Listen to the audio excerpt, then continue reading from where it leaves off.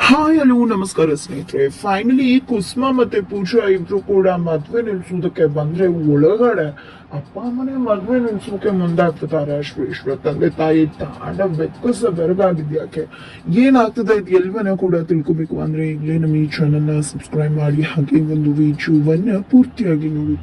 ಇಲ್ಲಿ ಕುಸುಮ ಅವರು ಓಡೋಡಿ ಬರ್ತಾರೆ ಮದುವೆ ನಿಲ್ಲಿಸ್ಬೇಕು ಅಂತ. ಆದ್ರೆ ಮದುವೆ ನಿಲ್ಲಿಸ್ಬೇಕು ಅಂತ ಒಳಗಡೆ ಹೋಗೋದಕ್ಕೆ ಅಲ್ಲಿರ್ತಕ್ಕಂತ ಬೌನ್ಸರ್ಸ್ ಬಿಡ್ತಾನೆ ಇಲ್ಲ. ತಡೆದು ಎಲ್ಲಿ ಹೋಗ್ತಾ ಇದೀರ ಅಂತ ಕೇಳ್ತಿದ್ರೆ ನಾನು ಒಳಗಡೆ ಹೋಗ್ಬೇಕು, ಈ ಮದುವೆ ಯಾವ್ದೇ ಕಾರಣಕ್ಕೂ ನಡಿಬಾರ್ದು, ನಡೆದ್ರೆ ಜೀವನ ಹಾಳಾಗೋಗುತ್ತೆ, ದಯವಿಟ್ಟು ನನ್ನ ಒಳಗಡೆ ಬಿಡಿ, ನಾನು ಒಳಗಡೆ ಹೋಗ್ಬೇಕು ಅಂತ ಕೇಳ್ತಿದ್ರೆ ಏನ್ ಮಾತಾಡ್ತಿದ್ರ ಮೇಡಮ್? ಆಲ್ರೆಡಿ ನಿಮ್ಮಂದನೇ ಹೇಳಿದ್ರಲ್ವಾ ನಿಮ್ಮನ್ನ ಒಳಗಡೆ ಬಿಡಬಾರ್ದು ಅಂತ. ನಿಮ್ಮನ್ನ ಇಲ್ಲಿ ನಿಲ್ಸಿರೋದೇ ನಿಮ್ಮನ್ನ ಒಳಗಡೆ ಬಿಡಬಾರ್ದು ಅಂತ. ಸುಮ್ನೆ ಹೋಗ್ಬೇಡಿ, ಇಲ್ಲೇ ನಿಂತ್ಕೊಳ್ಳಿ, ಹೋಗಿ ನೀವು ಹೊರಗಡೆ ಅಂತ ಹೇಳ್ತಿದ್ರೆ ಇಲ್ಲಪ್ಪ ದಯವಿಟ್ಟು ಕೈ ಮುಗ್ದು ಕೇಳ್ಕೊತೀನಿ, ನನ್ನ ಒಳಗಡೆ ಬಿಡಪ್ಪ, ನನ್ ಒಳಗಡೆ ಹೋಗ್ಲೇಬೇಕು ಅಂತ ಹೇಳ್ತಿದ್ದಾರೆ.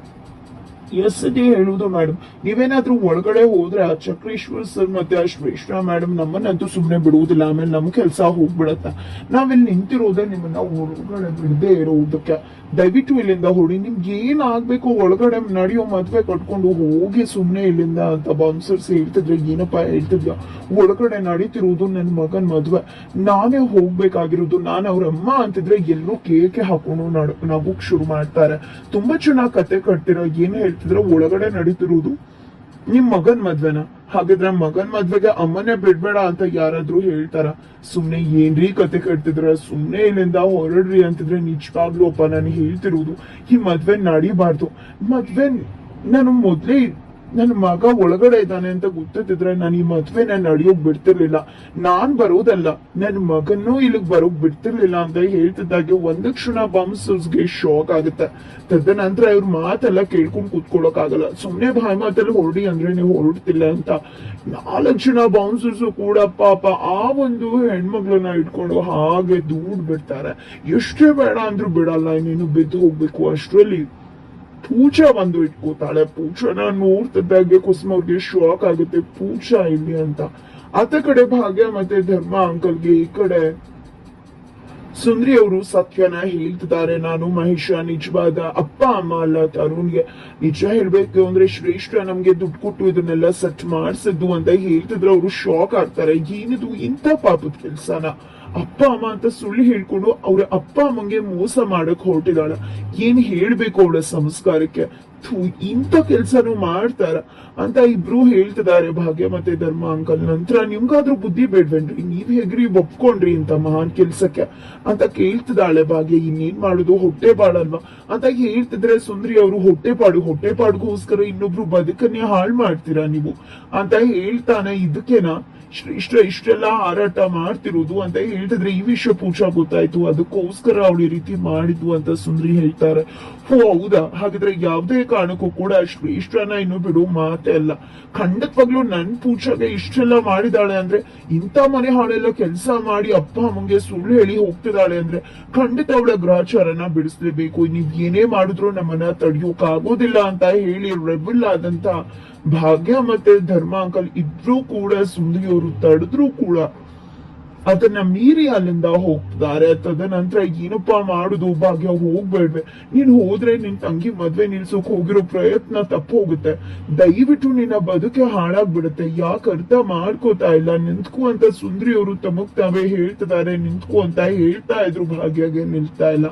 ತದನಂತರ ಆ ಕಡೆ ಪೂಜಾ ಹತ್ರ ಕುಸುಮರು ನಾನು ಒಳಗಡೆ ಹೋಗ್ಬೇಕು ಪೂಜಾ, ಇಲ್ಲ ಅಂದ್ರೆ ಅನಾಹುತ ಘಟಿಸ್ಬಿಡುತ್ತೆ, ನಾನು ಒಳಗಡೆ ಹೋಗ್ಲೇಬೇಕು ಅಂದಾಗ ಖಂಡಿತ ಹೋಗುರಂತೆ. ಯಾಕೆ ನೀವು ಮನೆಗೆ ಹೊರಡಿ, ನಾನು ಇದೀನಿ ಅಂದಾಗ ಇಲ್ಲ ಪೂಜಾ ಖಂಡಿತ ಹಾಳಾಗ್ಬಿಡುತ್ತೆ, ಪೂಜಾ ಹಾಳಾಗ್ಬಿಡುತ್ತೆ ಅಂತ ಯಾವುದೇ ರೀತಿ ಸುಳಿವನ್ನು ಕೂಡ ಬಿಟ್ಕೊಡದೆ ಕುಸುಮ ಅವರು ಕಣ್ಣೀರ ಹಾಕ್ತಿದ್ದಾರೆ. ಇದನ್ನೆಲ್ಲ ನೋಡಿದ್ದೆ ಈ ಕಡೆ ಪೂಜಾಗ ಅನ್ನಿಸ್ತಿದೆ ಅತ್ತೆಗೆ ಎಲ್ಲಾ ವಿಷಯ ಕೂಡ ಗೊತ್ತಾಗ್ಬಿಟ್ಟಿರ್ಬಹುದಾ ಅಂತ. ನೋಡು ಪೂಜಾ, ದಯವಿಟ್ಟು ಒಳಗಡೆ ಹೋಗ್ಬೇಕು ಪೂಜಾ, ಇಲ್ಲ ಅಂದ್ರೆ ಅನಾಹುತ ಘಟಿಸ್ಬಿಡುತ್ತೆ ಪೂಜಾ. ಭಾಗ್ಯ ಬದುಕು ಅನಾಥವಾಗ್ಬಿಡತ್ತೆ, ನಾನು ಒಳಗಡೆ ಹೋಗ್ಲೇಬೇಕು ಅಂತ ಅಂತಿದ್ದಾಗ ಈ ಕಡೆ ಒಳಗಡೆ ಯಾರ್ ಮದ್ವೆ ನಡೀತಿರೋದು ಗೊತ್ತಾ? ತಾಂಡವ ಶ್ರೇಷ್ಠನ ಮದ್ವೆ ಆಗೋಕ್ ಹೋಗ್ತಿರೋದು ಅಂದ ತಕ್ಷಣ ನನಗೆ ಗೊತ್ತಿದೆ ಅಂತ ಪೂಜಾ ಹೇಳ್ತಾಳೆ. ಪೂಜಾ ಮಾತನ್ನ ಕೇಳ್ತಿದ್ದಾಗೆ ಏನ್ ಮಾತಾಡ್ತಿದ್ಯಾ ಅಂದಾಗ, ಹೌದು ಅತ್ತೆ, ನಾನು ಇಲ್ಲಿ ಬಂದಿರೋದೇ ಈ ಮದ್ವೆನ ನಿಲ್ಸೋದಕ್ಕೆ. ಈ ಮದ್ವೆ ಯಾವ್ದೇ ಕಾರಣಕ್ಕೂ ನಡಿಬಾರ್ದು. ನನ್ಗೆ ಈ ಶ್ರೇಷ್ಠ ಮತ್ತೆ ತಾಂಡವ್ ಭಾವನ್ ಸಂಬಂಧ ಇವತ್ತು ನೆನ್ನೆದಲ್ಲ, ತುಂಬಾ ದಿನಗಳಿಂದ ಬಂದಿರ್ತಕ್ಕಂಥದ್ದು. ಈ ವಿಷಯ ನನ್ಗೆ ಗೊತ್ತಿತ್ತು. ಅದೇ ಕಾರಣಕ್ಕೆ ನಾನು ಶ್ರೇಷ್ಠ ಮನೇಲಿದ್ದು ಜೊತೆಗೆ ಈ ಪ್ರತಿ ಹೆಚ್ಚಿನ ಕೂಡ ಗಮನಿಸ್ತಿದ್ದು. ಈ ಮದ್ವೆ ನಿಲ್ಲಿಸ್ಬೇಕು ಅಂತಾನೆ ನಾನು ಕೂಡ ಇಲ್ಲಿಗೆ ಬಂದಿರುವುದು. ಅಂದ ತಕ್ಷಣ ಕುಸುಮವ್ರಿಗೆ ಕೋಪ ಎಲ್ಲಿರುತ್ತೋ ಪೂಜಾಗೆ ತೆಗ್ದು ಬಾರಿಸ್ತಾರೆ, ಅಷ್ಟಿಷ್ಟು ಬಾರಿಸುವುದಿಲ್ಲ. ಯಾಕೆ ಇದನ್ನ ನನಗೆ ಮೊದ್ಲೇ ಹೇಳಲಿಲ್ಲ ನೀನು? ಮೊದ್ಲೇ ಹೇಳಿದ್ರೆ ತಡಿಬಹುದಿತ್ತಲ್ವಾ? ನೀನೇ ಎಲ್ಲಾನು ಸರಿ ಮಾಡ್ಬೋದು ಅಂತ ಅನ್ಕೊಂಡ್ಬಿಟ್ಟಿ ಅಂದಾಗ ಇನ್ನೇನ್ ಮಾಡುದು ಅಂತ. ಅಕ್ಕನ್ ವಿಷಯ ಗೊತ್ತಾದ್ರೆ ಖಂಡಿತ ಅಕ್ಕನ್ ಬದುಕು ಹಾಳಾಗುತ್ತೆ. ಅಕ್ಕನ್ ವಿಷಯ ಗೊತ್ತಾಗ್ಬಾರ್ದು ಅಂತಾನೆ ನಾನು ಶ್ರೇಷ್ಠ ಪ್ರತಿ ಹೆಚ್ಚು ಗಮನಿಸ್ಬೇಕು ಅಂತ ಅವಳ ಮನೇಲಿ ಇದ್ದಿದ್ದು. ಆದ್ರೆ ಅವಳು ನನ್ನ ಕಿಡ್ನಾಪ್ ಮಾಡಿಸಿ ಮದ್ವೆ ನಡಿಬೇಕು ಅಂತ ನನ್ನ ಲಾಕ್ ಮಾಡಿದ್ದು. ಅಕ್ಕನೇ ಬಂದು ನನ್ನ ಬಿಡಿಸಿದ್ದು. ಆದ್ರೆ ಇವತ್ತು ಈ ಮದ್ವೆ ತಡಿಲೇಬೇಕು ಅಂತ ಹೇಳ್ತಿದ್ರೆ ಮತ್ತಷ್ಟು ಹೊಡಿತಾರೆ ಕುಸುಮ ಅವರು. ಹೇಗೆ ಅನ್ಕೊಂಡೆ ನೀನೊಬ್ಳೆ ನಿಲ್ಲಿಸ್ತೀನಿ ಅಂತ ಹೇಳ್ತಿದ್ರೆ, ನಿಮ್ಗೆ ಹೇಳಿದ್ರೆ ಈ ಮಾತನ್ನ ನಂಬ್ತಿದ್ರ ಅಂತ ನೀವು ಅಂತ ಪೂಜಾಕ್ ಹೇಳಿದ ಮಾತಿಗೆ ಕುಸುಮ ಬಳಿ ಉತ್ತರ ಇಲ್ಲ. ಯಾಕಂದ್ರೆ ಪ್ರತಿ ಬಾರಿ ಸುನಂದ್ ಅವ್ರು ಕೂಡ ಹೇಳಿದ್ರು ತಾಂಡವ್ಗೆ ಸಂಬಂಧ ಇದೆ ಅಂತ, ಆಗ್ಲೂ ಕೂಡ ನಂಬ್ಲಿಲ್ಲ. ತನ್ ಮಗ ಸಾಚ, ತನ್ ಮಗ ಗ್ರೇಟು, ತನ್ ಮಗ ಇಂತ ಕೆಲಸ ಮಾಡಕ್ ಹೋಗಲ್ಲ, ನಾನ್ ಕೊಟ್ಟು ಬೆಳೆಸಿರೋ ಸಂಸ್ಕಾರವಂತ, ಖಂಡಿತ ಹಾಗೆ ಹೀಗೆ ಅಂತ ದೊಡ್ಡ ಪುರಾಣ ಕೊಯ್ದು ತಾಂಡವ್ ಪರ ಬ್ಯಾಟಿಂಗ್ ಮಾಡ್ತಿದ್ರು. ಅದೇ ಕಾರಣಕ್ಕೆ ಇವತ್ತು ಅವರು ಮೌನವಾಗಿ ನಿಲ್ಬೇಕಾಗಿದೆ ಪೂಜಾ ಮಾತಿಗೆ.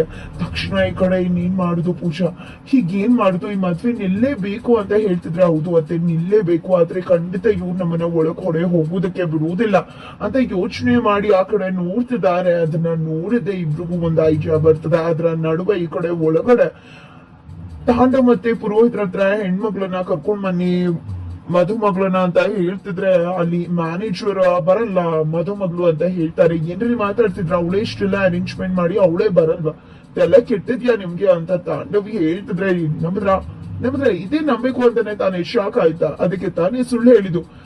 ಶ್ರೇಷ್ಠ ಮೇಡಮ್ ನಾ ಕರ್ಕೊಂಡ್ ಬನ್ನಿ ಮದುವೆ ಹೆಣ್ಮಕ್ಳನ್ನ ಅಂತ ಜೋರಾಗಿ ಕಿರಿಸ್ತಿದ್ದಾಗೆ ಬ್ಯಾಂಡು ಡೋಲು ಜಮಾಯಿಸ್ಕೊಂಡು ಶ್ರೇಷ್ಠ ಮಧುಮಗಳಾಗಿ ಮಧುಮನೆ ಮನೆಗೆ ಎಂಟ್ರಿ ಕೊಡ್ತಿದ್ದಾಳೆ. ಅವಳು ಡಾನ್ಸ್ ಮಾಡ್ತಿರೋದನ್ನ ನೋಡ್ತಿದ್ರೆ ಅಪ್ಪ ಅಮ್ಮಂಗೆ ಕಂಡ ಕೋಪ ಬರ್ತದ.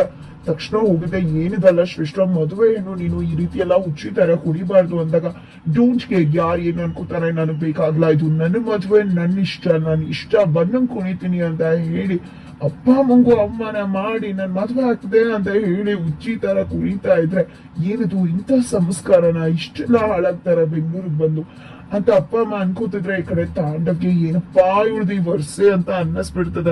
ತದನಂತರ ಮತ್ತೆ ಇದನ್ನ ನಿಲ್ಲಿಸ್ತೀನಿ ಅಂತ ಅಮ್ಮ ಹೋಗ್ತಿದ್ರೆ ಇಲ್ಲಿ ಬೇಡ ಮತ್ತಷ್ಟು ಚೀಪ್ ಆಗುದು ಅಂತ ಅಪ್ಪ ತಡೀತಿದ್ದಾರೆ. ಇಲ್ಲಿ ಶ್ರೇಷ್ಠ ಮದ್ವೆ ನಿಲ್ಲಿಸ್ಬೇಕು ಅನ್ನೋ ಭಾವ ಇದ್ರು ಅವ್ರ ಕೈ ಕಟ್ಟ ಹಾಕಿದೆ ಮಗಳ ಮೇಲಿನ ವ್ಯಾಮೋಹ ಅಂತ ಹೇಳ್ಬಹುದು. ಆದ್ರೆ ಆ ಕಡೆ ಕುಸುಮ ಮತ್ತೆ ಪೂಜಾ ಟ್ರ್ಯಾಕ್ಟರ್ ನೋಡಿದ್ರೆ ಅದ್ರ ಮುಖಾಂತರ ಎಂಟ್ರಿ ಕೊಡೋಕೆ ಬಂದ.